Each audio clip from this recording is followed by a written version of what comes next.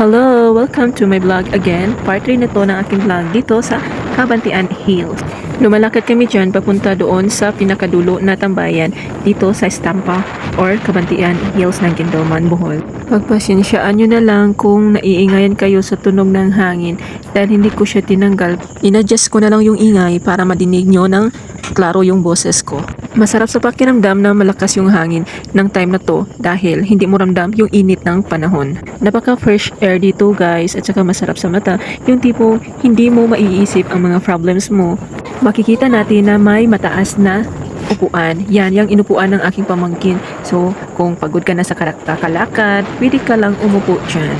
Kapag ito malapit lang sa bahay ko, siguro parati talaga ako umaakyat. Kasi pang pawala ng stress, ang ganda ng hangin, parang mapapasabi na lang talaga tayo, wow, so amazing view. Last year na pagpunta namin dito, yun din yung first time na nakapunta kami. Pero hindi kami nagka-chance na magka-picture sa tambayan na yan dahil maraming tao nung time na yon. Kaya sa second time na pagkakataon na to, hindi ko talaga pwedeng i-mess na hindi kami makatungtong dyan na tambayan na yan. Kasi super ganda kapag dyan ka tumambay. Nakita kami ng two lovers kaya siguro bumaba para time na naman namin na kami na naman ang umakyat. So give chance to others. Yung pamangkin ko para talagang siya na yung tour guide namin kasi hindi siya nagpapahuli. Talaga siya yung nauuna.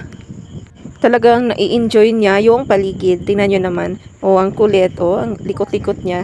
Kung saan siya pumupunta. Yung nakikita nyo na may tubig before yung dagat, yan ay palayan.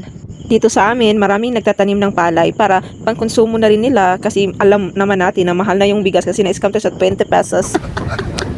Kaya kayo, punta na kayo dito. Thank you for watching!